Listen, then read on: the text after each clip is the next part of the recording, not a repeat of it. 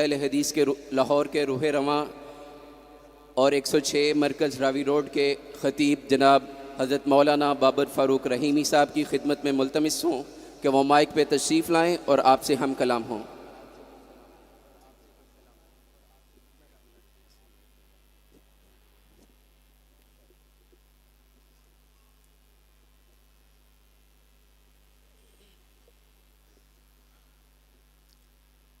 السلام علیکم ورحمۃ اللہ وبرکاتہ۔ الحمد للہ نحمده ونستعینه ونستغفره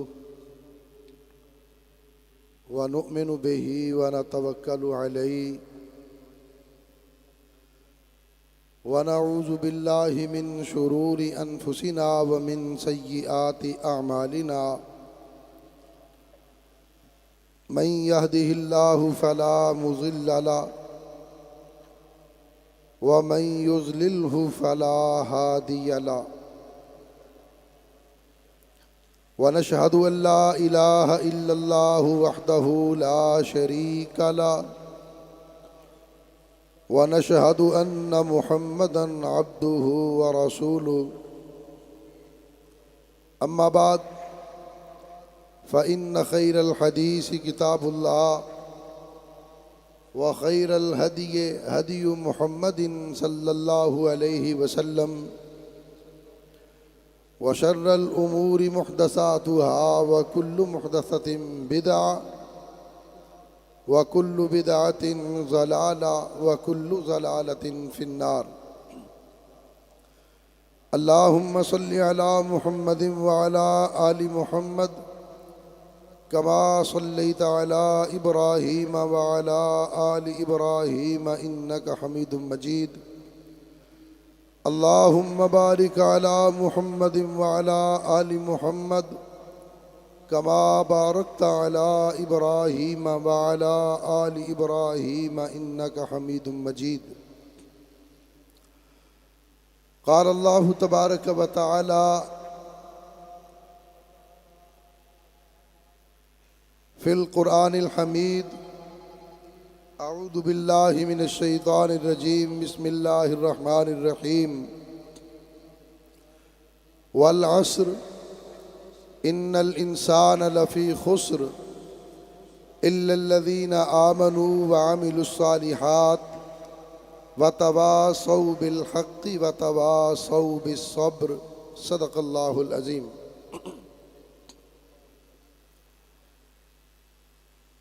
ہر قسم کی حمد و ثنا اللہ احکم الحاکمین ارحم الراحمین مالک یوم الدین کے لیے ہے، جو ساری کائنات کا اکیلا ہی پیدا کرنے والا اور اکیلا ہی اس کا نظام چلانے والا ہے۔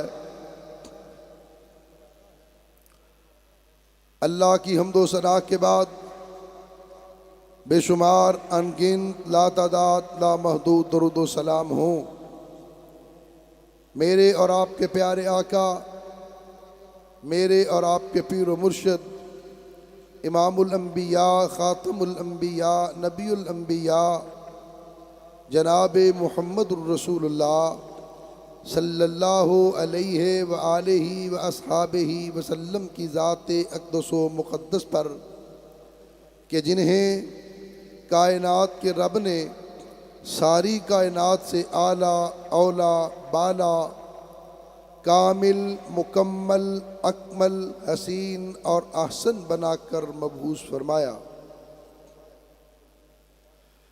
حضرات، نہایت ہی خوش نصیب ہیں وہ لوگ جنہیں رب ذوالجلال نے آج اس لیلۃ القدر کی بابرکت گھڑیوں میں جاگنے، اللہ اور اس کے رسول کی باتیں سننے، قیام کرنے، عبادت کرنے کی توفیق عطا فرمائی۔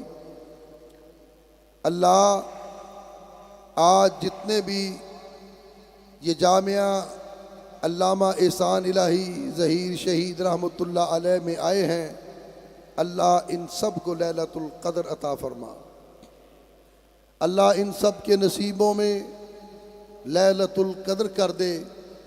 اللہ یہ جتنے بھی آئے ہیں اللہ ان کا مصافحہ فرشتوں سے کروا دے اور ان پر اپنی رحمتوں اور برکتوں کا نزول فرما دے۔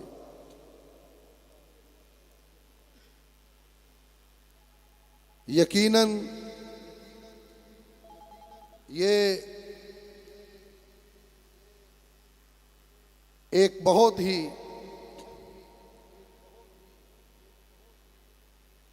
بڑی پیش رفت اور عمدہ بات ہے کہ آپ حضرات اپنا گھر بار چھوڑ کے، بیوی بچوں کو چھوڑ کے، بستر چھوڑ کے، راحت چھوڑ کے اللہ کی رضا کے لیے اس مرکز میں بیٹھے ہیں۔ میں جو سورہ مبارکہ میں نے آپ کے سامنے تلاوت کی ہے، صرف اس سورت کا خلاصہ آپ کے سامنے رکھوں گا۔ یقیناً یہ بہت بڑا مرکز ہے اور اس مرکز میں حضرت علامہ ابتسام الہی ظہیر حافظہ اللہ قرآن پاک کا خلاصہ بیان فرماتے ہیں، لیکن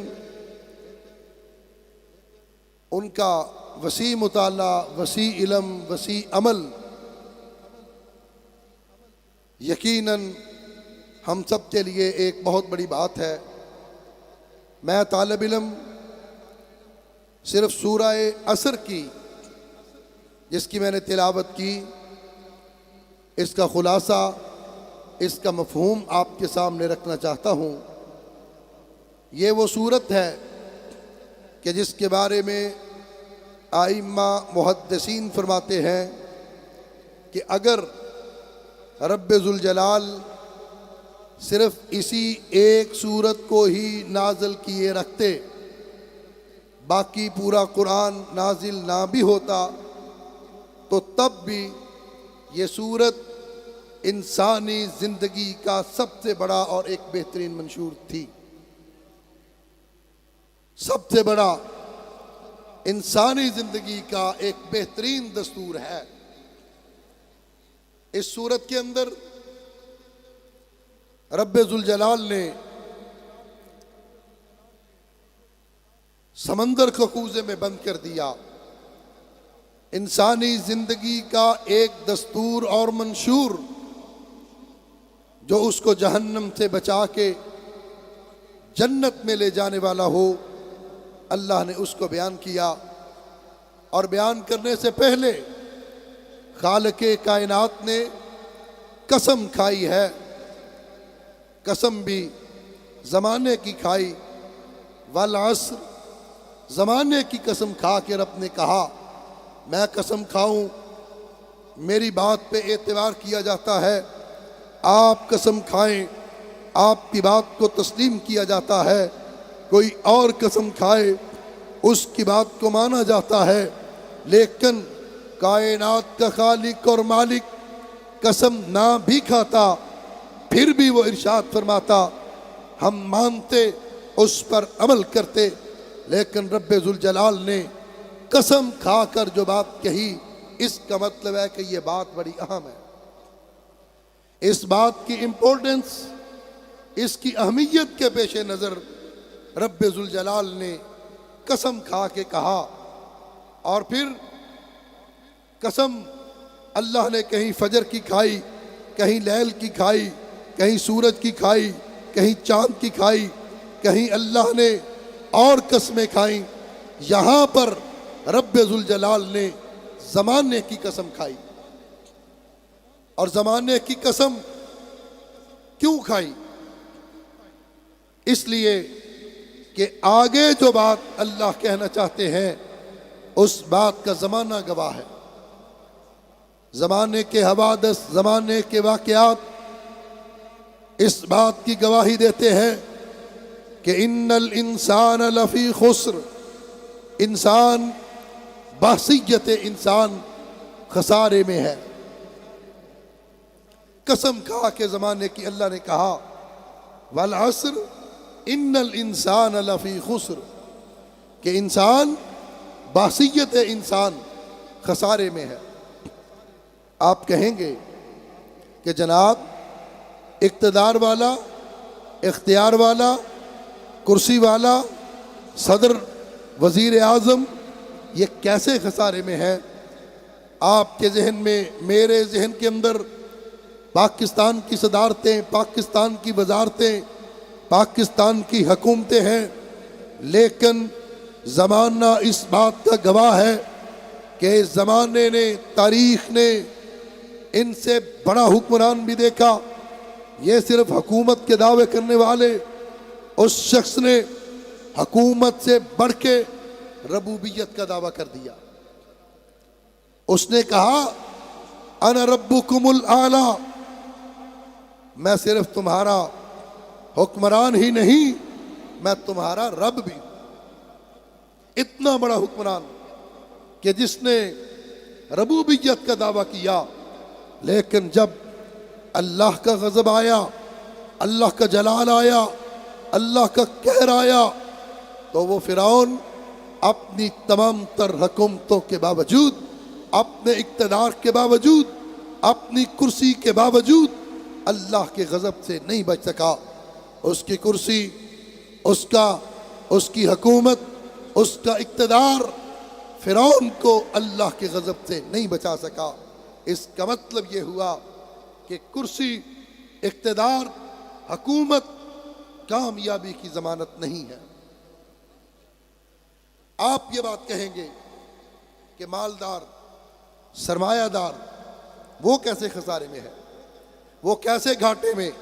مل مالک، فیکٹری کا مالک، مربے، زمینیں، جائیدادیں، بینک بیلنس صرف پاکستان کے اندر ہی نہیں بلکہ بیرون ملک بھی، جناب وہ کیسے خسارے میں ہے؟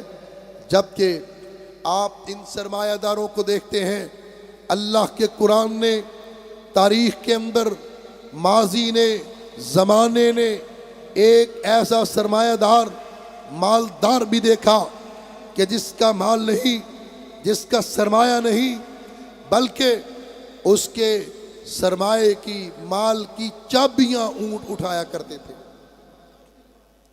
وہ شخص کتنا مالدار ہوگا، اس کے پاس کتنا سرمایہ ہوگا کہ جس کے خزانوں کی چابیاں، خزانے نہیں، خزانوں کی چابیاں اونٹ اٹھایا کرتے تھے۔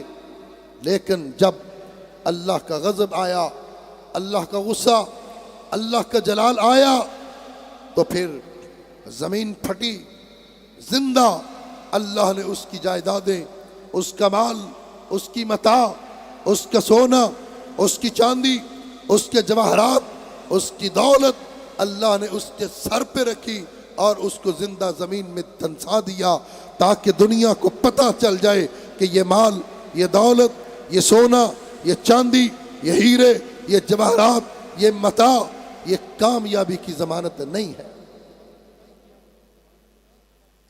یہ کامیابی کی ضمانت نہیں ہے۔ آپ یہ بات کہیں گے کہ کیا بڑا حسب، بڑا نسب، بڑا قبیلہ، بڑی برادری، کیا یہ بھی کامیابی کی ضمانت نہیں؟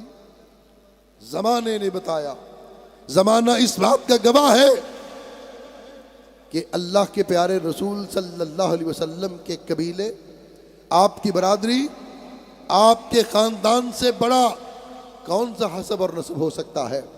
لیکن زمانہ اس بات کا گواہ ہے کہ آپ کا چچا، سگا چچا، جس نے آپ کی بات کو نہیں مانا، آپ کی بات کو تسلیم نہیں کیا، رب ذوالجلال نے کہا تبت یدا ابی لہب و تب، اس کے قبیلہ بڑا ہونے کے باوجود، برادری بڑی ہونے کے باوجود، بڑا حسب نسب ہونے کے باوجود، اس نے مدینے والے مصطفیٰ کا کلمہ نہیں پڑھا، آپ کی اطاعت نہیں کی، قیامت کی صبح تک اس پر لعنتیں برستی رہیں گی۔ اس کا بڑا قبیلہ، بڑی برادری، بڑا حسب، بڑا نسب، اس کو اللہ کے غضب سے، اللہ کے جلال سے نہیں بچا سکتا۔ سوال یہ ہے ان الانسان لفی خسر، کہ پھر کیا ہے، کس طرح انسان خسارے سے نکل کے نفع میں آ سکتا ہے، کس طرح انسان گھاٹے سے نکل کے منافع میں آ سکتا ہے۔ آج دنیا سوچتی ہے اپنے کاروبار کے بارے میں، آپ سوچتے ہیں اپنے فیکٹری، کارخانہ، ریڑی، دکان، چھابڑی کے بارے میں کہ ہم کس طرح خسارے سے نکل کے نفع میں آ جائیں۔ لیکن کیا کبھی ہم نے قرآن پر غور کیا؟ کبھی ہم نے قرآن پاک کو پڑھا؟ کیا ہم نے کبھی اس کے معنی اور مفہوم کو دیکھا کہ کون سی بات ہے، کون سا عمل ہے، کون سی چیز ہے جو ایک انسان کو خسارے سے نکال کے نفع میں لا سکتی ہے؟ اس کے لیے اسی سورہ مبارکہ میں رب ذوالجلال نے 4 باتیں بیان کی ہیں کہ 4 کام تم یہ کر لو، 4 عمل تم یہ کر لو، صرف 4 کام کر لو، تم خسارے سے نکل کے نفع میں آ جاؤ گے، گھاٹے سے نکل کے منافع میں آ جاؤ گے۔ کامیابی کی سیڑھی، کامیابی کا پہلا زینہ وہ کیا ہے؟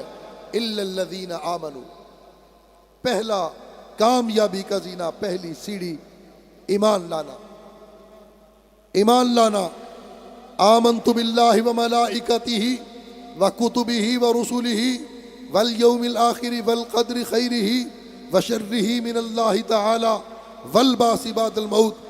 ایمان اس بات کا لانا کہ لا الہ الا اللہ، اللہ کے سوا کوئی مشکل کشا نہیں، اللہ کے سوا کوئی حاجت روا نہیں، اللہ کے سوا کوئی غوث اعظم نہیں، اللہ کے سوا کوئی داتا نہیں، اللہ کے سوا کوئی دستگیر نہیں، اللہ کے سوا کوئی بندہ نواز نہیں، اللہ کے سوا کوئی اقتدار کا مالک نہیں، اللہ کے سوا کوئی عزت کا مالک نہیں، اللہ کے سوا کوئی صحت اور تندرستی کا مالک نہیں۔ لا الہ الا اللہ، اللہ کے سوا کوئی الوہیت کے لائق نہیں، کوئی ربوبیت کے لائق نہیں، کوئی وحدانیت کے لائق نہیں۔ اللہ ایک ہے، مشکل کشا، حاجت روا، غوث اعظم، داتا، دستگیر، بندہ نواز بھی صرف ایک ہے۔ یہ ہے کامیابی کی پہلی سیڑھی، اس پہلی سیڑھی کا پہلا زینہ۔ الا الذین آمنوا، ایمان لانا ہے اللہ پر، لا الہ الا اللہ محمد الرسول اللہ، اللہ پر ایمان لانا، اس کے فرشتوں پر ایمان لانا، اس کے رسولوں کو ماننا، اور پھر جناب محمد الرسول اللہ صلی اللہ علیہ وسلم کی ختم نبوت کو تسلیم کرنا۔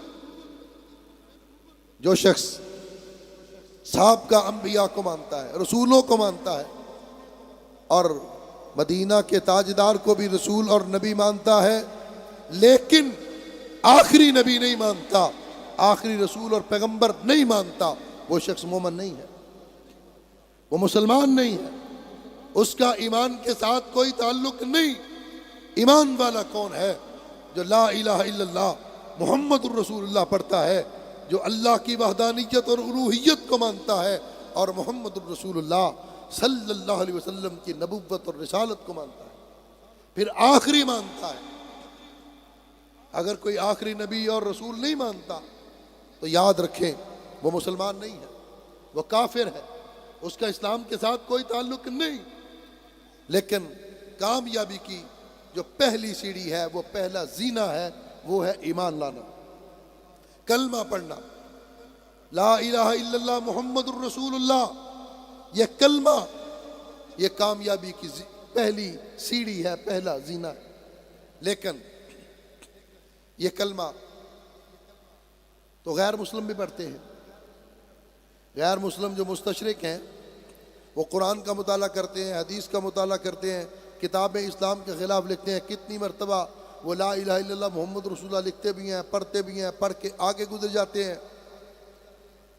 فرمایا صرف کلمہ نہیں پڑھنا، الا الذین آمنوا، صرف کلمہ نہیں، وعملوا الصالحات، اس کلمے کے تقاضوں کو بھی پورا کرنا۔ جب تک آپ کلمے کے تقاضوں کو پورا نہیں کرتے، اس وقت تک کلمہ پڑھنے کا کوئی فائدہ نہیں ہے۔ کلمے کے تقاضے کیا ہیں؟ کلمے نے جو کہا وہ کرو، کلمے نے جہاں روکا وہاں رک جاؤ، کلمے نے جہاں بٹھایا وہاں بیٹھ جاؤ، کلمے نے جہاں کھڑا کیا وہاں کھڑے ہو جاؤ۔ یہ کلمے کا تقاضا ہے۔ جب تک انسان کلمے کے تقاضے کو پورا نہیں کرتا اس وقت تک سمجھے کہ اس کا ایمان مکمل نہیں ہے۔ آپ اس بات کو یوں سمجھیں، ایک اور انداز میں سمجھانے لگا ہوں کہ کسی بندے کے سر میں درد ہو رہا ہو، ڈسپرین کی گولی اس نے ہاتھ میں پکڑی، اب وہ ڈسپرین کھاتا نہیں ہے، تسبیح پکڑتا ہے اور شروع کر دیتا ہے ڈسپرین ڈسپرین ڈسپرین ڈسپرین۔ آپ سمجھدار ہیں، باشعور ہیں، آپ بتائیں کیا ایک تسبیح نہیں، 100 تسبیح نہیں، 1000 تسبیح بھی کر جائے تو کیا اس کے سر کا درد رک جائے گا؟ صرف تسبیح کرنے سے نہیں رکے گا۔ سر کا درد رکے گا جب وہ ڈسپرین کی گولی کھا لے گا، اللہ شفا دے دے گا۔ بندے کو سردی لگ رہی ہو، وہ رضائی اور لحاف اوپر نہیں لیتا، کمبل نہیں لیتا، تسبیح لیتا ہے اور شروع کر دیتا ہے رضائی کمبل رضائی کمبل کمبل رضائی۔ ایک تسبیح نہیں 1000 تسبیح کر جائے تو بتائیں کیا اس کی سردی ختم ہوگی؟ اس کی سردی ختم نہیں ہو سکتی۔ سردی کیسے ختم ہوگی؟ وہ رضائی، وہ کمبل، وہ لحاف اوپر لے گا، اس کی سردی ختم ہو جائے گی۔ صرف لا الہ الا اللہ پڑھ لینا کافی نہیں، محمد الرسول اللہ کہہ دینا کافی نہیں، جب تک اس کے تقاضوں کو پورا نہیں کیا جاتا، جب تک اس کے تقاضوں پر عمل نہیں کیا جاتا۔ کامیابی کی پہلی سیڑھی پہلا زینہ الا الذین آمنوا، ایمان لانا، کلمہ پڑھنا، اور دوسری کامیابی کی سیڑھی کیا ہے؟ جب تک ہم اس سٹیپ پہ نہیں چڑھیں گے ہم منزل پہ نہیں پہنچ سکتے۔ وہ کیا ہے؟ وَعَمِلُوا الصَّالِحَاتِ، نیک اعمال، صالح اعمال، اعمال صالح۔ کلمے کا تقاضا اعمال صالح ہے۔ اب اعمال صالح کسے کہتے ہیں؟ اعمال صالح کی ڈیفینیشن سن لیں، تعریف یاد کر لیں۔ اعمال صالح کسے کہا جاتا ہے؟ ہم روز سنتے ہیں اعمال صالح، اعمال صالح، صالح اعمال، یہ ہے کیا؟ اور قرآن نے کامیابی کی جو دوسری سیڑھی، دوسرا زینہ کہا الا الذین آمنوا وعملوا الصالحات، پہلے ایمان لانا، کلمہ پڑھنا، اس کے تقاضوں کو پورا کرنا۔ تقاضے کیا ہیں؟ وعملوا الصالحات۔ عمل صالح کیا ہے؟ عمل صالح ہر وہ کام جو خالص اللہ کی رضا کے لیے کیا جائے اور پاک پیغمبر جناب محمد الرسول اللہ صلی اللہ علیہ وسلم کے طریقے کے مطابق کیا جائے، وہ کام عمل صالح ہے۔ جو کام اللہ کی رضا کے لیے نہیں، جو کام پیارے آقا صلی اللہ علیہ وسلم کے طریقہ کار کے مطابق نہیں، یاد رکھیں وہ کام دیکھنے میں کتنا ہی خوبصورت کیوں نہ ہو، کتنا ہی بہترین کیوں نہ ہو، وہ کام، وہ عمل صالح نہیں ہو سکتا، وہ عمل صالح نہیں ہو سکتا۔ آپ کہیں گے اس بات کی دلیل کیا ہے؟ وہابی ہے نا، بغیر دلیل کے مانتے نہیں، دلیل چاہیے منوانے کے لیے۔ یہ بھی اللہ کا شکر ہے کہ دلیل بھی وہابی مانتے ہیں اور دلیل دیتے بھی وہابی ہیں۔ اللہ کے رسول صلی اللہ علیہ وسلم نے فرمایا قیامت کا دن ہوگا، اور حضرت ابو ہریرہ رضی اللہ تعالیٰ عنہ راوی ہیں، ذرا غور کیجئے۔ ایک بندے نے حضرت ابو ہریرہ رضی اللہ تعالیٰ عنہ سے عرض کیا، کہا ابو ہریرہ آپ نے 5000 سے زائد احادیث آقا علیہ الصلوۃ والسلام کی بیان کی ہے، آپ ہر وقت اللہ کے رسول کے ساتھ رہتے تھے، پیارے آقا کی زبان سے الفاظ نکلتے، آپ ان کو نوٹ کر لیتے، آپ لکھ لیتے، آپ یاد کر لیتے، کوئی ایسی حدیث بیان کرو کہ سنانے والے مصطفیٰ اکیلے ہوں، سننے والے ابو ہریرہ وہ بھی اکیلے ہوں، ذرا وہ تو کوئی بیان کرو۔ حضرت ابو ہریرہ رضی اللہ تعالیٰ عنہ نے فرمایا آؤ میں تم کو وہ حدیث سناتا ہوں، میں تم کو حدیث بیان کرتا ہوں۔ حضرت ابو ہریرہ رضی اللہ تعالیٰ عنہ وہ حدیث شروع کرنے لگے، حدیث پڑھنے لگے، حدیث کی ابتدا کرنے لگے، غش کھا کے گر پڑے، بے ہوش ہو گئے، جسم لرزنے لگا، جسم کانپنے لگا۔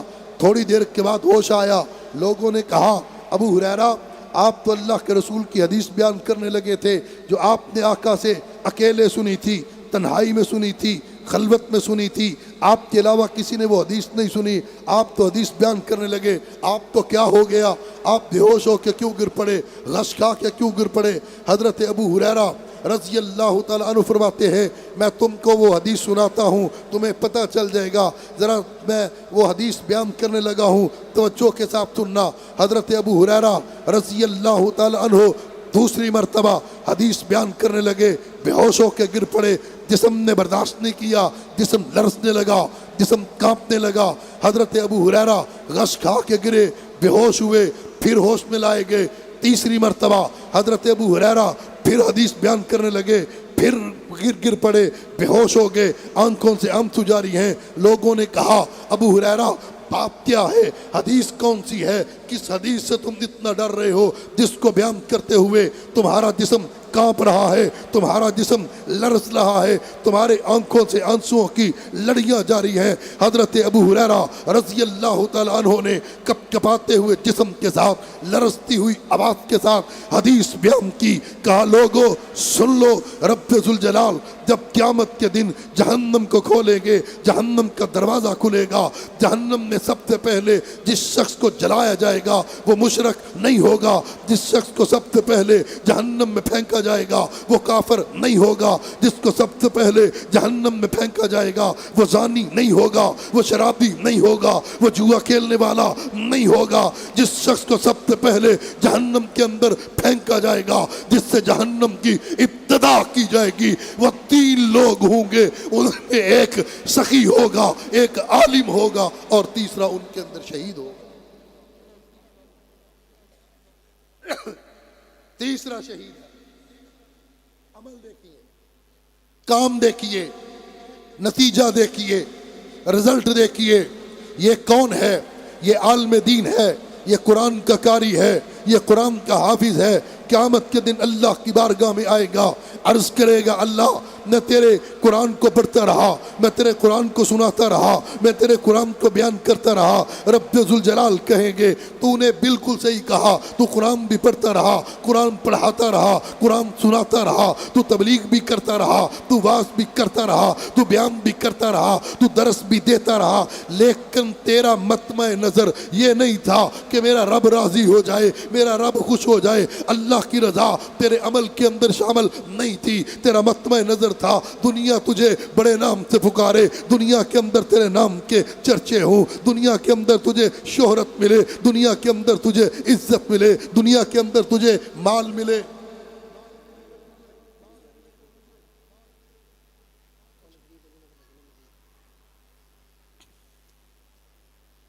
تیرا مطمع نظر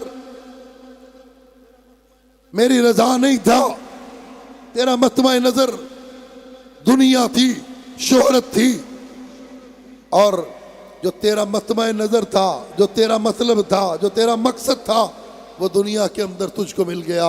تیری واہ واہ بھی ہوئی، تیرے اشتہارات بھی لگے، تیرے نام کے ڈنکے بھی بجے، تجھے شہرت بھی ملی، تجھے مشہوری ملی۔ میرے فرشتوں اسے پکڑو، پکڑ کے جہنم میں پھینک دو، اب میرے پاس اس کے لیے کوئی حصہ نہیں ہے۔ کتنا بڑا عمل، کتنا بڑا عمل ہے۔ لیکن الا الذین آمنوا وعملوا الصالحات، عمل صالح ہر وہ کام جو خالص اللہ کی رضا کے لیے ہو، وہ عمل صالح ہے۔ دوسرا آئے گا کہ میں سخی ہوں، میں نے تو بڑی سخاوت کی تھی، اللہ میں تو مسجدیں بنواتا رہا، میں مدرسے بنواتا رہا، میں پانی کے کنویں لگواتا رہا، اتنی ڈسپینسریاں، اتنے ہسپتال، اتنی ایمبولنسیں میری چلتی رہی، میں نے سخاوت بھی بڑی کی۔ رب ذوالجلال کہیں گے تو نے بالکل صحیح کہا، تو سخاوت بھی کرتا رہا، مال خرچ کرتا رہا، لیکن تیرا مقصد میری رضا نہیں تھا، میری خوشنودی نہیں تھا، تو مجھے راضی کرنے کے لیے یہ عمل نہیں کرتا رہا۔ تیرا مقصد یہ تھا دنیا تجھے حاتم طائی کے نام سے یاد کرے، تیری سخاوت کے چرچے ہوں، تیری سخاوت کی بلندیاں ہوں، دنیا تیری سخاوت کی مثالیں دیا کرے۔ میرے پاس تیرے لیے کچھ نہیں ہے، تو جو دنیا کے اندر شہرت چاہتا تھا، مشہوری چاہتا تھا، واہ واہ واہ چاہتا تھا، وہ دنیا کے اندر تجھے مل گیا۔ میرے فرشتوں اسے پکڑو، جہنم کے اندر الٹا پھینکو۔ تیسرا آئے گا، تیسرا، اللہ میں شہید ہوں، میں نے جان دی، میں نے گردن کٹوائی، میں نے خون کا آخری قطرہ تک بہا دیا۔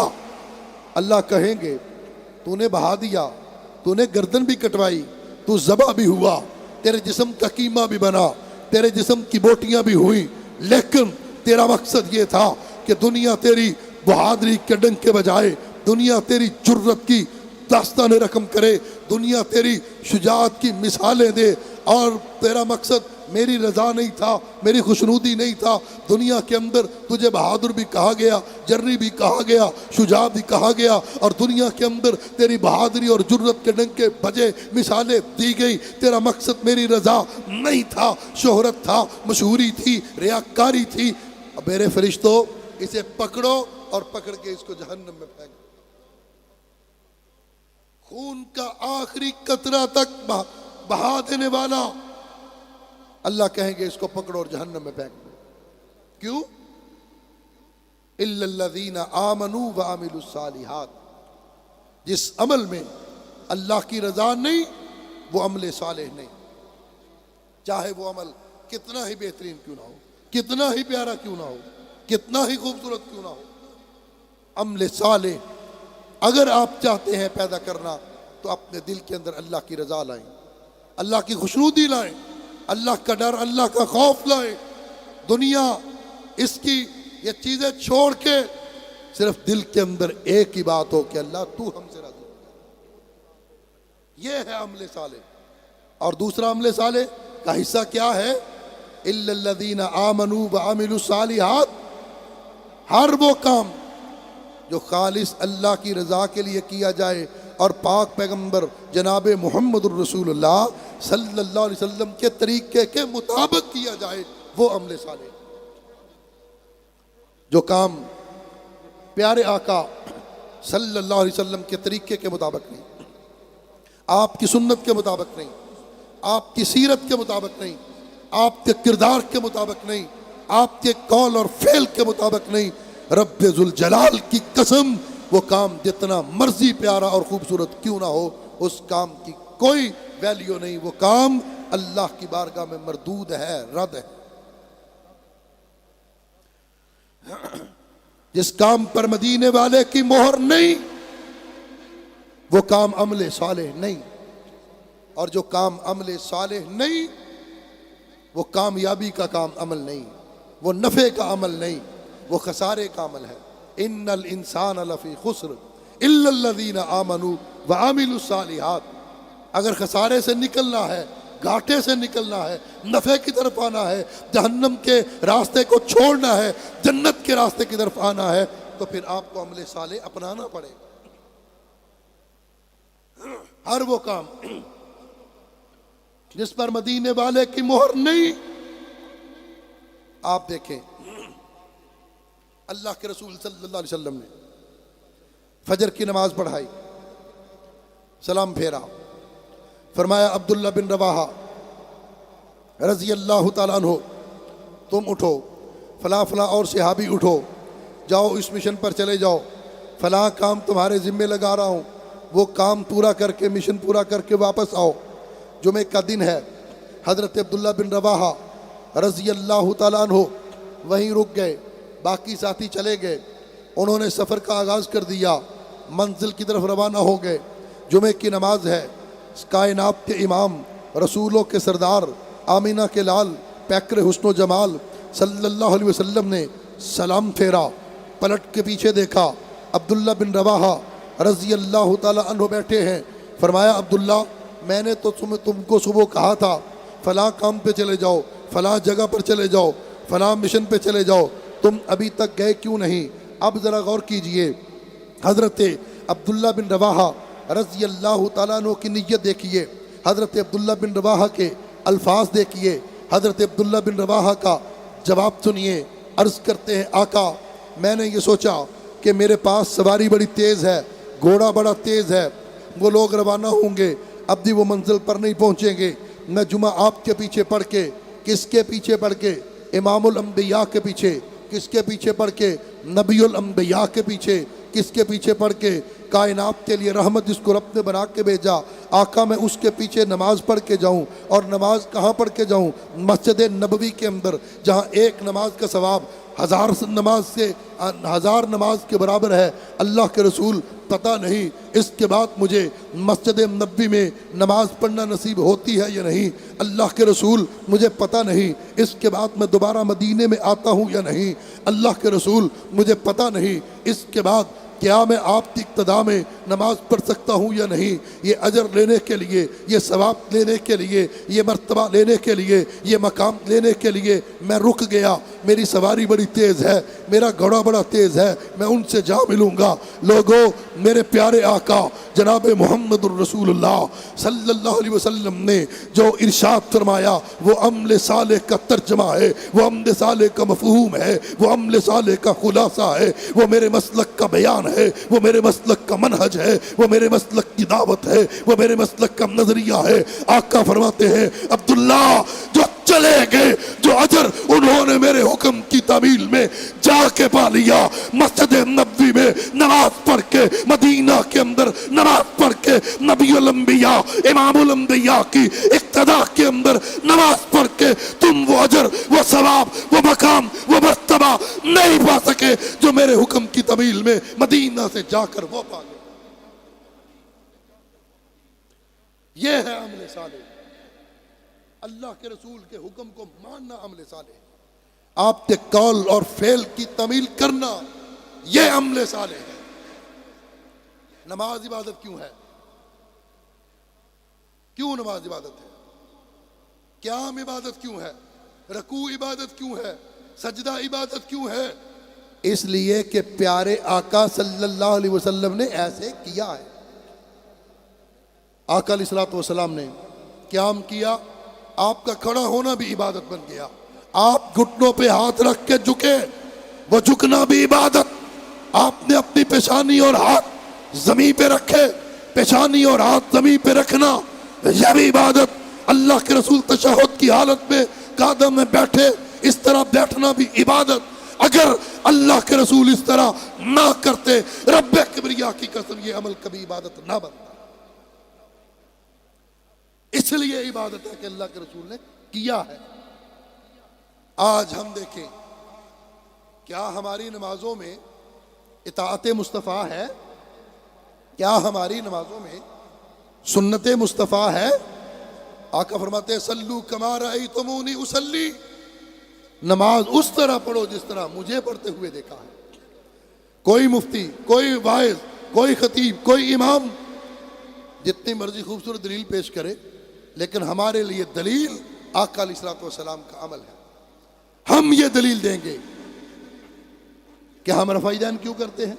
رکوع سے جاتے ہوئے، رکوع سے اٹھتے ہوئے ہم اس لیے رفع الیدین کرتے ہیں کہ پیارے آقا صلی اللہ علیہ وسلم نے ساری زندگی نماز کے اندر رکوع میں جاتے بھی رفع الیدین کیا، رکوع سے اٹھتے بھی رفع الیدین کیا، اور پیارے آقا کی ساری زندگی کے اندر ایک نماز کا ایک رکوع بھی ایسا نہیں جو اللہ کے رسول نے رفع الیدین کے بغیر کیا ہو۔ ہم رفع الیدین کو عبادت سمجھتے ہیں، اس لیے کہ یہ سنت مصطفیٰ ہے، اس لیے کہ یہ طریقہ مصطفیٰ ہے، اس لیے کہ یہ فرمان مصطفیٰ ہے۔ اگر اللہ کے رسول رفع الیدین نہ کرتے، وہابی کٹ جاتے، مر جاتے، ذبح ہو جاتے، کبھی رکوع سے پہلے، کبھی رکوع کے بعد وہابی اپنے کندھوں تک، کانوں کی لو تک اپنے ہاتھوں کو بلند نہ کرتے۔ ہم کیوں کرتے ہیں؟ اس لیے کہ اللہ کے رسول نے ایسا کیا. الا الذین آمنوا وعملوا الصالحات. کامیابی کی دوسری سیڑھی، دوسری شرط عمل صالح. اور عمل صالح کیا ہے؟ ہر وہ کام. یہ میں آپ کو سبق یاد کروا رہا ہوں، یہ طالب علمانہ گفتگو ہے. میں آپ کو بڑا خطیب تو نہیں ہوں کہ کوئی لچھے دار تقریر کروں، بس یہ مذاکراتی طریقے سے بات کر رہا ہوں. اس سبق کو یاد کر کے جائیں. سورہ عصر کا ترجمہ بھی آپ کو آج یاد ہو اور اس کا خلاصہ بھی یاد ہو. اگر ہم صرف سورہ عصر پر عمل کر لیں، اللہ کے فضل و کرم سے ہماری نجات کے لیے یہی کافی. عمل صالح، کامیابی کی دوسری شرط عمل صالح. اور عمل صالح کا دوسرا حصہ طریقہ مصطفیٰ. وہ کیا ہے؟ حضرت عمر فاروق رضی اللہ تعالیٰ عنہ نے اپنے دور حکومت میں، اور حضرت عمر کون ہیں؟ جو بولتے فرش پہ تھے، اللہ قرآن بنا کے عرش سے نازل کر دیتا. وہ عمر فاروق رضی اللہ تعالیٰ عنہ اپنے دور حکومت میں اعلان کرتے ہیں کہ آج کے بعد کوئی شخص حج تمتع نہیں کرے گا، حج اور عمرہ اکٹھا ادا نہیں کرے گا. نیت دیکھیے، ارادہ دیکھیے حضرت عمر فاروق رضی اللہ تعالیٰ عنہ امیر المؤمنین خلیفۃ المسلمین کا، کہ لوگ آتے ہیں بیت اللہ میں، حج بھی کرتے ہیں، عمرہ بھی صاف کر کے چلے جاتے ہیں. بیت اللہ کی وہ رونق عام دنوں کے اندر جو ہونی چاہیے وہ نہیں ہوتی. بیت اللہ کی رونق کو بحال رکھنے کے لیے حضرت عمر فاروق رضی اللہ تعالیٰ عنہ نے حکم جاری کر دیا، آج کے بعد کوئی شخص حج اور عمرہ اکٹھا ادا نہیں کرے گا. یہ بات آپ کے بیٹے حضرت عبداللہ ابن عمر رضی اللہ عنہما کے پاس پہنچی. لوگوں نے کہا عبداللہ، آپ کے بابا عمر نے حج اور عمرہ اکٹھا ادا کرنے سے منع کر دیا ہے. حضرت عبداللہ بن عمر نے جب یہ بات سنی، اپنے باپ کا حکم سنا، اٹھے، احرام باندھا، بلند جگہ پہ کھڑے ہوئے، تلبیہ کہا، لبیک اللہم لبیک لا شریک لک لبیک. لوگو گواہ ہو جاؤ، عمر کا بیٹا عبداللہ حج اور عمرہ اکٹھا ادا کرنے کا اعلان کرتا ہے. لوگوں نے کہا امیر المؤمنین نے، خلیفۃ المسلمین نے، تمہارے بابا عمر نے حج اور عمرہ اکٹھا ادا کرنے سے منع کیا ہے، اور عبداللہ تم حج اور عمرہ اکٹھا ادا کرنے کا اعلان کر رہے ہو. حضرت عبداللہ بن عمر رضی اللہ عنہما نے جو جواب دیا وہ میرے مسلک کا پیغام ہے، وہ میرے مسلک کا نظریہ ہے، وہ میری سوچ ہے، وہ میری فکر ہے، وہ میری اقدار ہے. حضرت عبداللہ بن عمر جواب دیتے ہیں، ان الشریعت نزلت علی محمد ما نزلت علی ابی. لوگو شریعت میرے بابا عمر پہ نہیں، مدینہ کے تاجدار محمد پہ نازل ہوئی ہے. جب مدینہ کے تاجدار نے حج اور عمرہ اکٹھا ادا کرنے کی اجازت دی ہے، میرا باپ عمر کون ہوتا ہے حج اور عمرہ اکٹھا ادا کرنے سے روکنے والا؟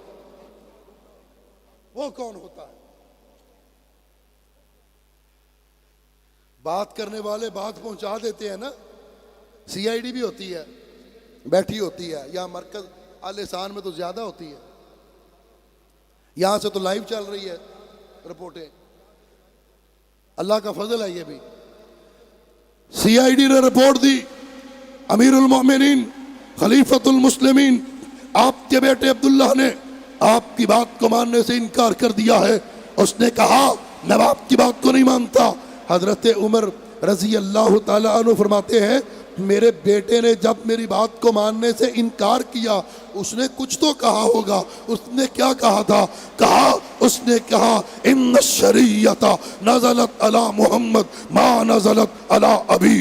شریعت میرے بابا عمر پہ نہیں، مدینہ کے تاجدار محمد پہ نازل ہوئی ہے. یہ بات سنی حضرت عمر رضی اللہ تعالیٰ عنہ نے سجدے میں سر رکھ دیا، کہا اللہ تیرا شکر ہے تو نے وہ بیٹا دیا جو باپ کی بات کو رد کر دیتا ہے، مدینے والے کی بات پہ آنچ نہیں آنے دیتا. یہ ہے عمل صالح. الا الذین آمنوا وعملوا الصالحات. یہ ہے عمل صالح، طریقہ مصطفیٰ کا. اور پھر یارو، جب ہم یہ بات کہتے ہیں، ہم یہ بات سمجھتے ہیں کہ اللہ نے اپنے محبوب کو ساری کائنات سے اعلیٰ اولا بالا کامل مکمل اکمل حسین احسن افضل اشرف بنا کے بھیجا، تو آپ کا طریقہ بھی تو اسی طرح اعلیٰ اور اولا ہے نا، آپ کا فرمان بھی تو بالا بالا ہے نا، پھر اس کو کیوں نہیں مانتے؟ پھر آقا کے حکم کے مقابلے میں کسی اور کا حکم، کسی اور کا فعل، کسی اور کا قیاس، کسی اور کی رائے نہیں تسلیم کی جا سکتی۔ کیسے تسلیم کریں؟ اس سے بڑھ کر کوئی لاؤ تو صحیح، اس سے بڑھ کر کوئی دکھاؤ تو صحیح، اس سے بڑھ کر اس کائنات کے اندر کوئی آیا ہی نہیں۔ وہ تو وہ ہے کہ جن کے بارے میں میں نہیں کہتا، جبریل امین کہتے ہیں میں مشرق میں بھی گیا ہوں، میں شمال میں بھی گیا ہوں، میں جنوب سے اڑا، میں شمال تک گیا، شمال سے مشرق تک گیا، مغرب تک گیا، میں نے دنیا کے ہر کونے میں گیا، ہر زمین پہ گیا، ہر آسمان پہ گیا، میں ہر نبی کے پاس گیا، ہر رسول کے پاس گیا، ہر پیغمبر کے پاس گیا، لیکن اے آمینہ کے لال، تجھ سے بڑھ کر اس پوری کائنات کے اندر میں نے کسی کو دیکھا ہی نہیں۔ جب ان سے بڑھ کر کوئی ہے ہی نہیں تو کس کا عمل، کس کا قول، کس کا فعل ان سے بڑھ کر ہو سکتا ہے؟ خود اللہ کے رسول صلی اللہ علیہ وسلم خود ارشاد فرماتے ہیں، فرمایا میں سویا ہوا تھا، میری آنکھیں سو رہی تھیں، میرا دل جاگ رہا تھا۔ یہ خصوصیت ہوتی ہے نبی کی کہ نبی کی آنکھیں سوتی ہیں، نبی کا دل جاگ رہا ہوتا ہے۔ آقا فرماتے ہیں میں سو رہا تھا، میری آنکھیں سو رہی تھی، میرا دل جاگ رہا تھا، دو فرشتے آئے، میرے پاؤں کی طرف آ کے کھڑے ہو گئے، ایک نے دوسرے سے کہا ہوا یہ وہی ہے جس کی طرف ہم کو بھیجا گیا؟ دوسرے نے کہا نعم وہی ہے جس کی طرف ہم کو بھیجا گیا۔ آقا فرماتے ہیں پھر انہوں نے ترازو کا ایک پلڑا قائم کیا، اور ترازو قائم کرنے کے بعد ترازو کے ایک پلڑے میں ایک عام انسان کو رکھا اور دوسرے پلڑے میں مجھ محمد کو رکھا، میرا پلڑا جھک گیا۔ پھر ترازو کے دوسرے پلڑے میں 2 آدمیوں کو رکھا، میرا پلڑا جھک گیا۔ ترازو کے دوسرے پلڑے میں 10 کو رکھا، میرا پلڑا جھک گیا۔ ترازو کے دوسرے پلڑے میں 1000 کو رکھا، آقا فرماتے ہیں میرا پلڑا جھک گیا، اور ان کا پلڑا اس طرح ہوا میں معلق تھا، لگتا تھا ابھی ٹوٹ کے گر پڑے گا اور مجھ پر ہی آ جائے گا۔ آقا فرماتے ہیں جب 1000 کو رکھا میرا پلڑا بھاری رہا، پھر ایک فرشتے نے دوسرے سے کہا یہ کیا گن کی بات کرتے ہو، 2 کی بات کرتے ہو، 100 کی بات کرتے ہو، 1000 کی بات کرتے ہو؟ ترازو کے ایک پلڑے میں ساری زمین کو رکھو، سارے زما کو رکھو، سارے نکی کو رکھو، سارے نکا کو رکھو۔ ترازو کے ایک پلڑے میں ساری کائنات کو رکھو، ترازو کے دوسرے پلڑے میں آمینہ کے لال کو رکھو، آمینہ کے لال کا پلڑا ساری کائنات سے بھاری رہے۔ وہ تو وہ ہے، ان کے ہوتے ہوئے ہم کس کی طرف دیکھیں؟ ان کے ہوتے ہوئے ہم کس کی بات کو مانیں؟ ان کے ہوتے ہوئے ہم کس کی بات کو سنیں؟ الا الذین آمنوا وعملوا الصالحات۔ کامیابی کی دوسری سیڑھی، دوسری شرط، لیکن یہ کافی نہیں، کہا آگے چلو۔ اللہ آگے کیا ہے؟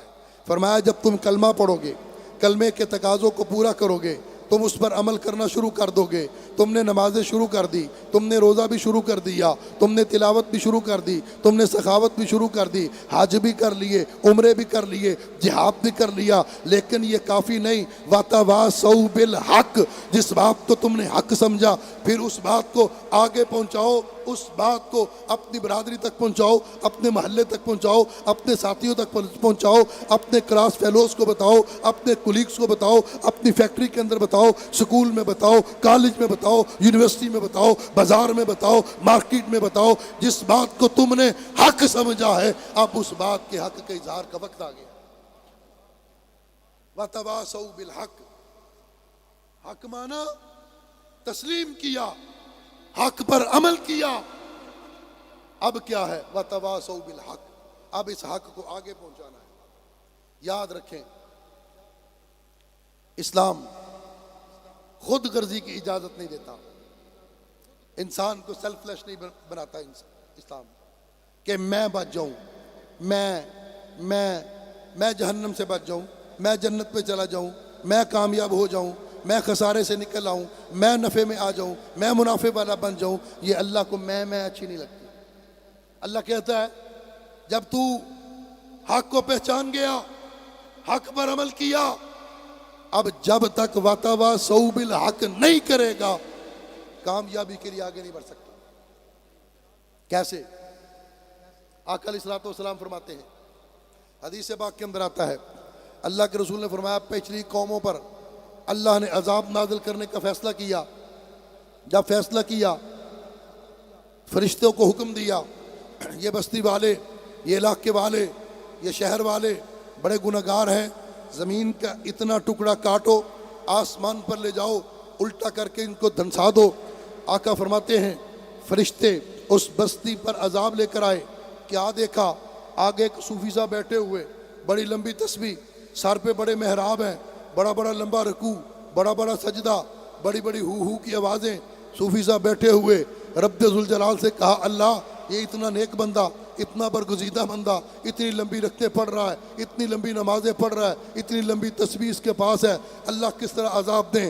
رب ذوالجلال نے کہا اس صوفی کو، یہ جو صوفی صاحب حضرت صاحب بیٹھے ہوئے ہیں، لمبی تسبیح ان کے پاس ہے، بہت بڑا محراب سر ماتھے پر ان کے لگا ہوا، ان کو سب سے نیچے رکھو، پوری بستی کو اس کے اوپر رکھو، پھر زمین کا ٹکڑا نکال کے آسمان پر لے جا کے جب زمین میں دنساؤ، یہ صوفی صاحب، یہ حضرت صاحب، یہ مولوی صاحب، یہ لمبی نمازیں، لمبی تسبیح، لمبا ذکر، لمبا محراب، ان کو سب سے نیچے رکھ کے باقی سب کو ان کے اوپر دے کے مارو۔ اللہ یہ تو نیک ہے، بڑا متقی، بڑا تقوی۔ رب نے کہا یہ جو بھی کر رہا ہے اپنی ذات کے لیے کر رہا ہے، اس کو جہنم سے بچانے کی اپنی فکر ہے، میری مخلوق کی فکر نہیں ہے۔ اس کو جنت میں جانے کی اپنی فکر ہے، میری مخلوق کی فکر نہیں ہے۔ اور جس کو اپنی فکر ہے میں بچ جاؤں، میں چلا جاؤں، میں جنت، میری جنت، میں جہنم سے بچ جاؤں، اللہ کو یہ پسند نہیں۔ فرمایا وَتَوَاصَوْا بِالْحَقِّ، پھر اس بات کو آگے پہنچانا ہے۔ آپ حضرت علامہ ابتسام الہی ظہیر حافظہ اللہ کے مرکز میں آئے، آپ نے یہاں جمعہ پڑھا، آپ نے یہاں قرآن کا خلاصہ سنا، اللہ نے آپ کو ہدایت عطا کی، اس پر آپ نے عمل شروع کر دیا۔ اب آپ کا فرض اور ڈیوٹی وَتَوَاصَوْا بِالْحَقِّ، آگے پہنچائیں۔ بلغوا انی ولو آیا، آگے پہنچانے کے لیے کوئی محدث ہونا ضروری نہیں، کوئی مجتہد ہونا ضروری نہیں، کوئی فقیہ ہونا ضروری نہیں۔ اللہ کے رسول فرماتے ہیں بلغوا انی ولو آیا، جو میں نے کہا، جو مجھ سے سنا، ایک آیت ہی کیوں نہ ہو، جو سن لی اس کو آگے پہنچاؤ۔ حق کیا ہے، سچ کیا ہے، شرک کیا ہے، بدعت کیا ہے، توحید کیا ہے، سنت کیا ہے، قرآن کیا ہے، حدیث کیا ہے۔ جب آپ نے سن لیا، اس پر عمل کر لیا، اب آپ کی ڈیوٹی ہے اس دعوت کو لے کے کریا کریا چلے جائیں۔ اب آپ کی ڈیوٹی ہے اس پیغام کو لے کے بستی بستی میں پھیل جائیں۔ اب آپ کی ڈیوٹی ہے آج کا جو درس سنا اپنے گھر والوں کو سنائیں، آپ کا جو پیغام سنا اپنی بستی والوں کو سنائیں، اپنے محلے والوں کو سنائیں، اپنے کلاس فیلوز کو بتائیں اور اپنے کولیگز کو بتائیں۔ اب آپ کا فرض ہے وَتَوَاصَوْا بِالْحَقِّ كُنْتُمْ خَيْرَ أُمَّةٍ أُخْرِجَتْ لِلنَّاسِ تَأْمُرُونَ بِالْمَعْرُوفِ وَتَنْهَوْنَ عَنِ الْمُنْكَرِ، اللہ نے بہترین امت اس لیے تمہیں قرار دیا کہ تم نیکی کا حکم دیتے ہو، برائی سے منع کرتے ہو۔ وَتَوَاصَوْا بِالْحَقِّ، حق کو آگے پہنچانا ہے۔ اور آج الحمدللہ ہم فخر کے ساتھ یہ بات کہتے ہیں، فخر کے ساتھ، کہ حضرت علامہ ابتسام الہی ظہیر حافظہ اللہ کی قیادت میں، علامہ معتصم الہی ظہیر حافظہ اللہ کی قیادت میں، علامہ حشام الہی ظہیر حافظہ اللہ کی قیادت میں، مرکزی جمعیت اہل حدیث کا پیغام ٹی وی دنیا کے 65 ملکوں میں، اور پھر اس کے بعد پورے یورپ کے اندر، پورے برطانیہ کے اندر، الحمدللہ پیغام ٹی وی کے ذریعہ ہر گھر کے اندر، ہر ڈرائنگ روم کے اندر، ہر دکان کے اندر، ہر دفتر کے اندر، الحمدللہ علامہ برادران کی اور پروفیسر ساجد میر صاحب کی قیادت کے اندر الحمدللہ گلی گلی، کوچا کوچا، کریا کریا، بستی بستی، نگر نگر قال اللہ قال رسول کی صدائیں بلند ہو رہی۔ الحمدللہ کروڑوں لوگ پورا سال الحمدللہ پیغام ٹی وی دیکھ رہے ہیں۔ کتنے لوگ ہیں جن کو اللہ اس کے ذریعے ہدایت عطا کر رہا ہے. اور پھر سوشل میڈیا کے ذریعے، پرنٹ میڈیا کے ذریعے، الیکٹرانک میڈیا کے ذریعے الحمدللہ آج مرکزی جمعیت اہل حدیث کا ہر کارکن، ہر ذمہ دار وَتَوَاصَوْا بِالْحَقِّ پہ عمل پیرا ہے. جس کو ہم حق سمجھتے ہیں اس کو آگے پہنچا رہے ہیں، وہ بات آگے جا رہی ہے. اور پھر کیا کہا، یہ کامیابی کی 3 شرطیں ہیں، لیکن ان 3 شرطوں سے کامیابی نہیں ملے گی. یہ سیڑھی کے 3 زینے چڑھنے سے کامیابی نہیں ملے گی جب تک چوتھا پورا نہیں کرو گے. 4 شرطیں رب نے بتائی ہیں، إِلَّا الَّذِينَ آمَنُوا وَعَمِلُوا الصَّالِحَاتِ وَتَوَاصَوْا بِالْحَقِّ. ایمان لانا ہے، کلمہ پڑھنا ہے، اس کے تقاضوں کو پورا کرنا ہے، عمل صالح کرنا ہے. اور پھر جب عمل صالح کرنا ہے اس عمل کی دعوت لوگوں کو دینی ہے، عمل کا پیغام لوگوں تک پہنچانا ہے. جب عمل کا حق کی بات دے کر کے اٹھو گے، حق کا پیغام لے کر کے اٹھو گے، پھر تمہیں گرفتاری بھی دینا پڑے گی، پابند سلاسل ہونا پڑے گا، مقدمات برداشت کرنا پڑیں گے، گرفتاریاں دینا پڑیں گی، جام شہادت پینا پڑے گا، کلا لچمن سنگھ کے اندر بم دھماکوں کے اندر خون میں لت پت ہونا پڑے گا، علامہ شہید کی قربانی دینا پڑے گی، یزدانی شہید کو قربان کرنا پڑے گا، قدوسی شہید کو قربان کرنا پڑے گا، اپنے شہداء کی قربانیاں دینا پڑے گی. وَتَوَاصَوْا بِالْحَقِّ کے بعد جب حق کا پرچم لے کے اٹھو گے، حق کا علم لے کے اٹھو گے، حق کی دعوت لے کے اٹھو گے، حق کا پیغام لے کے اٹھو گے، پھر ظلم ہوگا، تشدد ہوگا، بربریت ہوگی، حکومت راستے میں رکاوٹیں ڈالے گی، ادارے رکاوٹیں ڈالیں گے، اور نہ ہو محلے والے راستے میں رکاوٹیں ڈالیں گے، برادری والے رکاوٹیں ڈالیں گے، یہ گاؤں والے رکاوٹیں ڈالیں گے. بڑا مولوی بن گیا، ٹرکھنوں سے شلوار اوپر کر لی، بڑی دکڑی داڑھی رکھ لی، یہ وہابی بن گیا، تانے بھی سننا پڑیں گے، یہ طنز کے تیر برداشت کرنا پڑیں گے، ہتھ کڑیاں پہننا پڑیں گی. جب یہ وقت آ جائے وَتَوَاصَوْا بِالْحَقِّ کرتے ہوئے پھر کیا کرنا ہے، وَتَوَاصَوْا بِالصَّبْرِ. پھر حضرت بلال حبشی کی سنت کو زندہ کر دینا ہے، حضرت عمار کے طریقے کو دنیا کے اندر عام کر دینا ہے، پھر حضرت خبیب کی طرح سولی پہ لٹک جانا ہے اور دنیا کو بتا دینا ہے مسلمان حق کا اظہار کرتا ہے، حق کے لیے مارے کھا کے تشدد برداشت کر کے صبر کا بھی امتحان پاس کرتا ہے. وَتَوَاصَوْا بِالصَّبْرِ کامیابی کی 4تھی شرط بیان کی ہے. چوتھا زینہ نفع کی طرف آنے کے لیے، نقصان سے بچنے کے لیے کیا ہے، وَتَوَاصَوْا بِالصَّبْرِ. پھر صبر کرنا ہے، جس طرح حضرت بلال حبشی رضی اللہ تعالیٰ عنہ نے صبر کیا. مارے پڑ رہی ہیں، کوڑے پڑ رہے ہیں، تپتی ہوئی ریت پہ لٹایا جا رہا ہے، دہکتے ہوئے کوئلوں پہ حضرت بلال کو لٹایا گیا، جسم سے چربی نکلی، چربی سے چربی پگھلی، کوئلے بجھ گئے، آگ بجھ گئے، مگر حضرت بلال کے ایمان کی حرارت کو نہیں بجھا سکے. ہر ظلم کے بعد، ہر تشدد کے بعد، ہر بربریت کے بعد بلال کی زبان سے ایک ہی نعرہ تھا، اللہ احد، اللہ احد، اللہ احد. اللہ ایک ہے، خدا ایک ہے، مشکل کشا ایک ہے، حاجت روا ایک ہے، غوث اعظم ایک ہے، داتا ایک ہے، دستگیر ایک ہے. تمہارے لات الہ نہیں، تمہارا عزا الہ نہیں، تمہارا منات مشکل کشا نہیں، جو کرنا ہے کرو، احد احد احد. ہر ظلم کے بعد حضرت بلال کی زبان کو بند نہیں کر سکے. پھر کیا ہے، وَتَوَاصَوْا بِالصَّبْرِ. پھر صبر کرنا ہے، صبر کرنا ہے. اور صبر دیکھیں، صبر جناب آسیہ رضی اللہ تعالیٰ نے کیا صبر کیا اس عورت نے، کیا صبر ہے اس خاتون کا. اللہ نے اس کے صبر کو مومن مردوں کے لیے مثال بنا دی.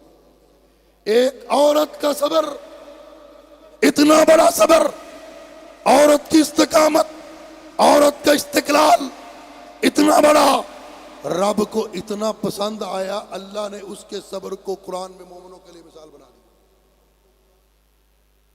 جب کلمہ پڑھا نا جناب آسیہ رضی اللہ تعالیٰ نے، پھر اس کے مطابق عمل کیا، عامل الصالحات، کلمے کے تقاضوں کو پورا کر رہی ہیں، فرعون نے دیکھ لیا، کہا مسلمان ہو گئی ہو، کس کو سجدہ کر رہی ہو؟ کہا اپنے رب کو۔ اس نے کہا رب تو میں ہوں۔ کہا تو رب نہیں ہے، رب وہ ہے جس نے تجھے بھی پیدا کیا، مجھے بھی پیدا کیا۔ اللہ ربی و رب، اللہ میرا رب ہے، اللہ تمہارا رب ہے۔ اس نے کہا گرفتار کر لو، مارو، تشدد کرو۔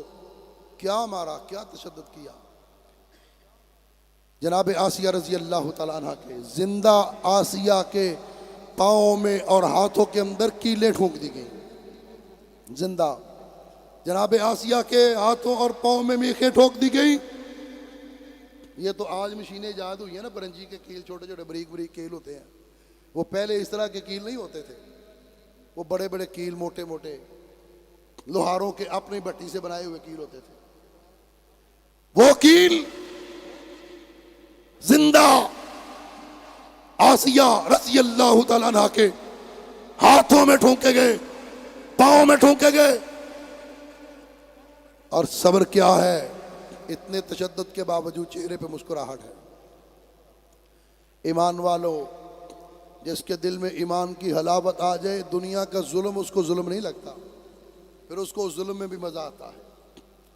کہا فرعون نے یہ پاگل ہو گئی، پاگل، اس کے ہاتھوں میں کیلیں ٹھوک دی گئی ہیں، پاؤں میں میخیں ٹھوک دی گئی ہیں، اور یہ مسکرا رہی ہے۔ یہ ہم سے پاگل ہی ہو سکتا ہے نا؟ یہ تشدد برداشت نہیں کر سکی، یہ درد سہ نہیں سکی، پاگل ہو گئی، مسکرا رہی ہے۔ کہا پاگل نہیں ہوئی، اللہ نے اس کی موت سے پہلے، شہادت سے پہلے، اللہ نے اس کے سامنے جنت کا محل کر دیا، اس کا ٹھکانہ کر دیا۔ جناب آسیہ اپنے جنت کے محل کو دیکھ رہی ہیں، جنت کے ٹھکانے کو دیکھ رہی ہیں، اور چہرے پہ مسکراہٹ ہے۔ دیکھنے والوں نے کہا کہ جناب آسیہ پاگل ہو گئی۔ الا الذین آمنوا وعملوا الصالحات وتواصوا بالحق وتواصوا بالصبر۔ یہ کامیابی کی 4 شرطیں ہیں، 4 زینے ہیں، اگر ان کو پورا کر لیں یقیناً ہماری دنیا بھی بہترین ہو سکتی ہے، ہماری آخرت بھی بہتر ہو سکتی ہے۔ اللہ ہمیں قرآن پڑھنے، قرآن سمجھنے اور اللہ اس پر عمل کی توفیق عطا فرمائے۔ وآخر دعوانا ان الحمد للہ رب العالمین۔